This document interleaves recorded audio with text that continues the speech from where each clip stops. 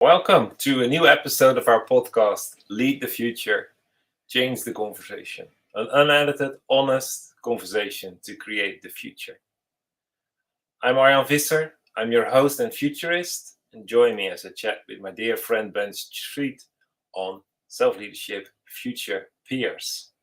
Benj is a leadership and innovation accelerator, a pioneer of what's possible when you embrace the emerging future. Benj, thank you for being back at our podcast. Thank you. It's really good to be back. Yeah, I didn't upset anybody too much last time, so here I am. No, you're still on the short list. Like you said, as long as we are still friends, we can talk publicly about uncomfortable things in our journey as leaders and in our development. And so let's just jump in.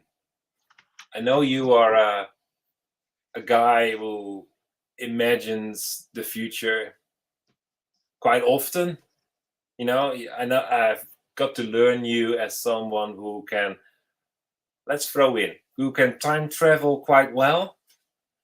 But also you're a busy man, a busy family man, a serial entrepreneur.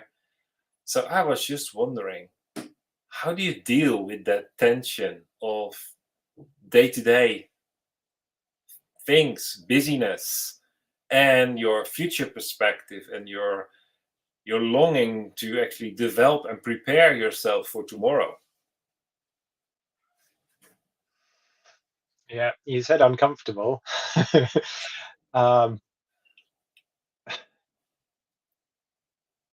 I think I'm in the stage where I'm starting to do it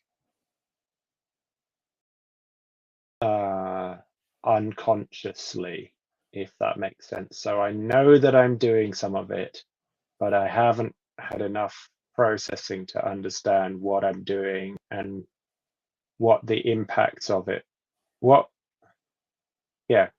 Have you got language? What? Because I know you. I know you're on a similar journey, right? Absolutely. So I don't know. Maybe I need some sort of trigger from you. I'd love to hear how you describe it a little bit. And give me some thinking time.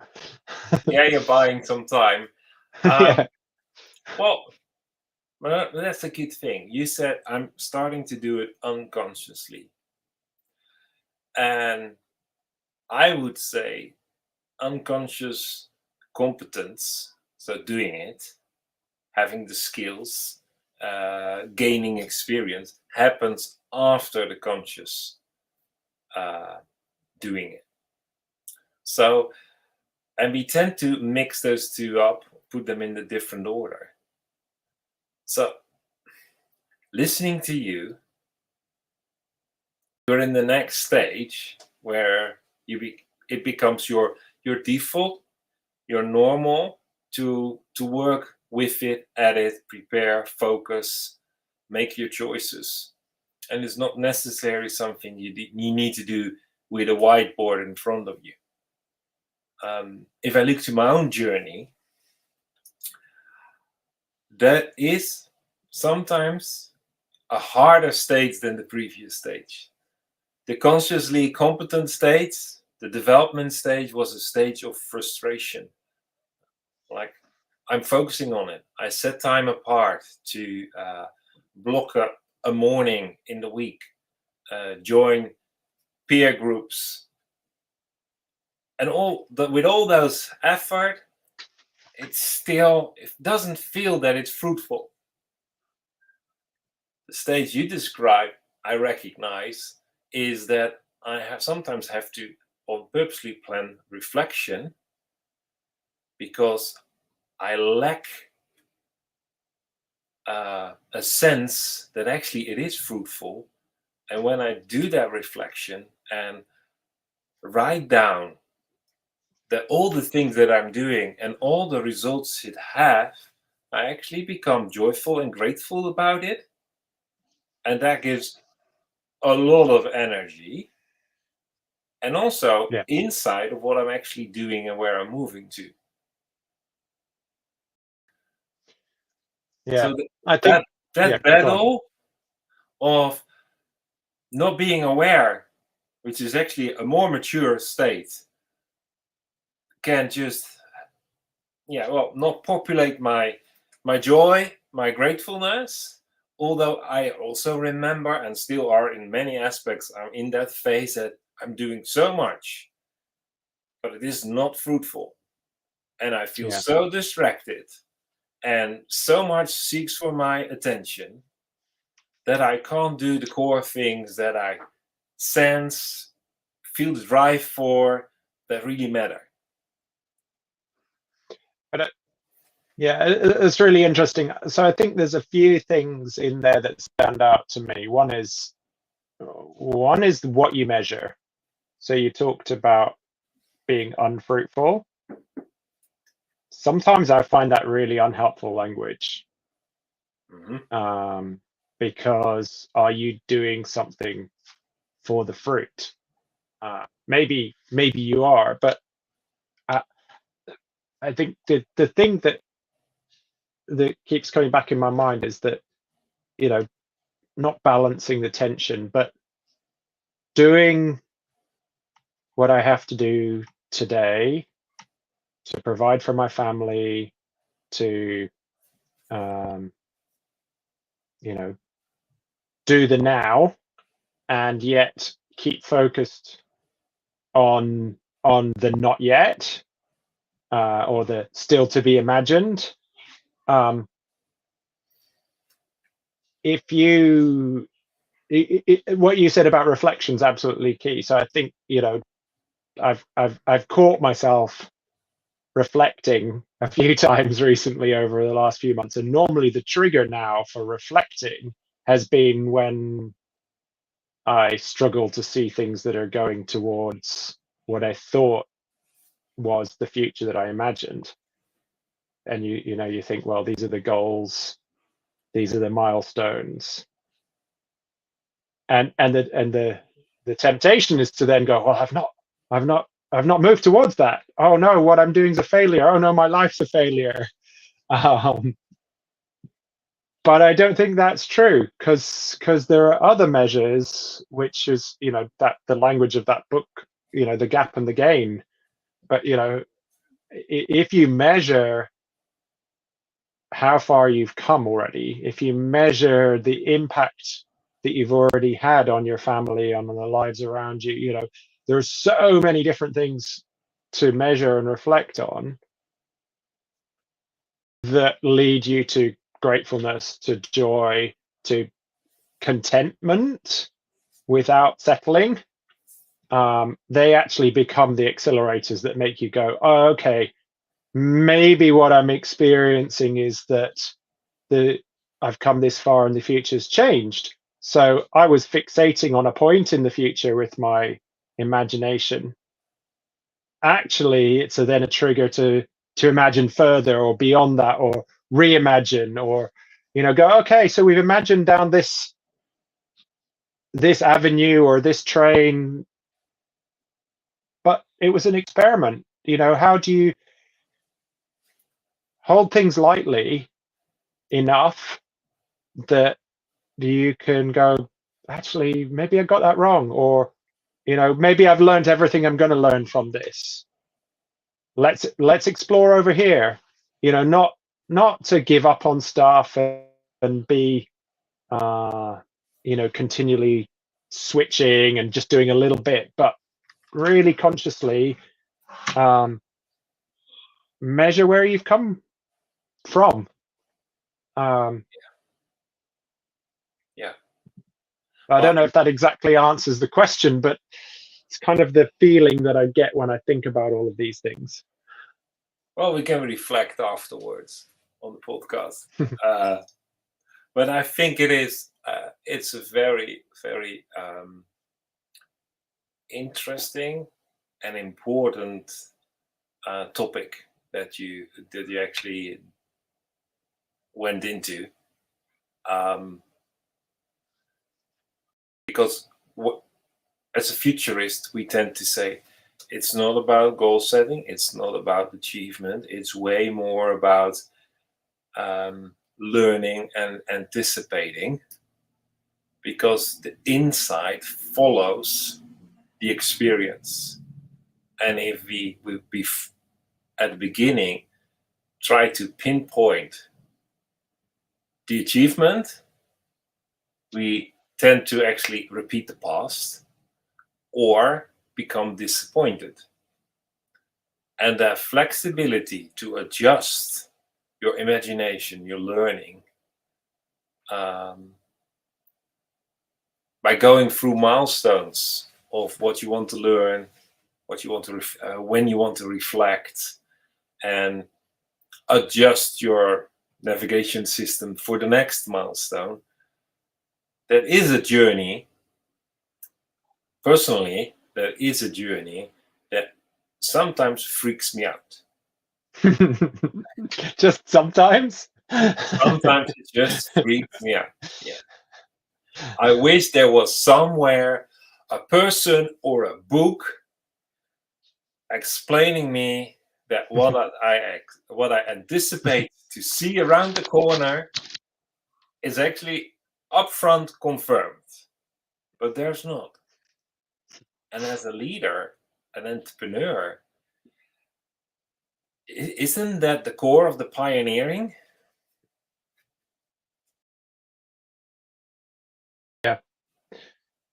Yeah, I think it is. I think it's interesting I know, our friendship and other kind of key friendships and peers, and having other people who are on parallel journeys or learnings, or has been absolutely critical and continues to be, and probably even more unconsciously, unless I sit back and actively reflect on it, because the pull or the draw or the distraction or the whatever you want to call it of the busyness of the now can just become all consuming. So how do you, I wrestle with it all the time. How do you have deliberate triggers that cause you to look up again, that not looking at your feet, that go, oh, actually, I need to reflect on that. I'm feeling all this bunch of stuff, or I know I've learned something here.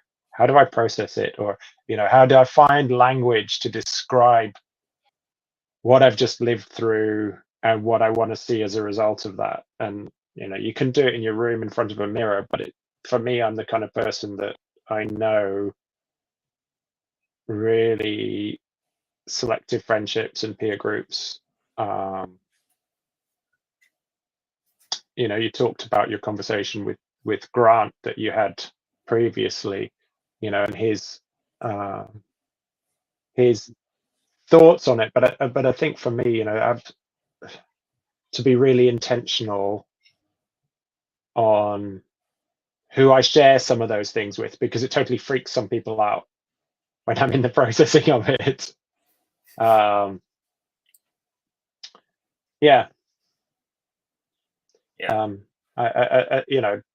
To know you're not alone, to do it with people, or to be alongside people who also want my input on their journey and are willing to hold up a mirror and reflect back what I'm reflecting of myself and the language that I'm practicing and learning and discovering. That's definitely been, it's definitely in the unconscious now, because I've built that into the rhythms and cycles of life. But without that, I don't think I'd be as far along. It's definitely one of the gains. Yeah, absolutely. Like, if you want to do this on your own, well, who is shaking you out of your tunnel? Yeah. You need some left and the right field wake up calls shift of maybe of, you talked about rhythms, like some interference from someone else's rhythm, and that just, well, magnifies your frequency to start seeing things a little bit more clear. The language development. Can I explain what I sense to myself and have reflection on that by peers that are not, well, I would nearly say hindered, interfered by half thought through future images, because we all know that the people get distracted, confused, offended. We had them all. And it's so important actually that you have a group of people that you can process tomorrow, let's call it tomorrow, in the moment. Like a couple of podcasts back, I spoke with Shane, and we also talked about we are not living in the future, we're not living in the present. Now we want to live in the moment, but from that perspective, from authority, identity, imagination, hope, from tomorrow. And Yeah. It's interesting if you say living from tomorrow and you just put that in some kind of AI tool, they start to talk about foresight, forward thinking. And for us, talking about all those aspects, we say, of course. But when I say that to the neighbor, like I'm living from tomorrow, they think I'm some kind of addict because I'm consuming tomorrow's heartbeats today by overdoing something. And no, that's not what we talk about when we say living from tomorrow. We're not consuming what should be tomorrow. Actually, we do the opposite. We start to live in the moment and prepare ourselves for or intentionally focus on what matters tomorrow. So actually it's like investing. You want to invest in something that exists tomorrow as well, and not something that's gone. And I love it how you say, like, in that process it became more unconscious, a habit, a routine, without being in a discipline. And I love it that you actually say, like, to not go in the unhelpful thoughts of I'm not fruitful. I reflect. The trigger of I'm not brings you in, no, I reflect because I am. It is about who I am becoming. That's what I just hear you. That's the impression you give me listening to you. Yeah, that's good. So to wrap it up, because this is heavy stuff, but it is, like, for everyone listening, like, if this is heavy stuff for you too, then I think you're in the right place, because actually you are looking for a growth, a growing up, an increase of maturity and effect in life for yourself, for others, for the people you lead in your business, the clients you serve with value. But then I really want to urge you, let's use that word, urge you to take yourself serious and give yourself permission to find that inner circle, that group of peers around you, and stop doing it alone, and stop confusing those who you daily are involved with, because your preparation for tomorrow needs to be processed so you can guide those people you're involved with on a daily basis. So then there's actually only thing I can do, and I invite you to sit in as a guest for our peer-mastermind that we run every Friday morning, European time, and morning US time. So just use the link businessrevivalist.com/guest and find a spot on a Friday for you to sit in and find out what it means for you to be surrounded by peers that have no stake in your development, which means you're not confused, love to see you grow and encourage you and have that brutal feedback that shakes the dust off. Actually, that's where I want to end.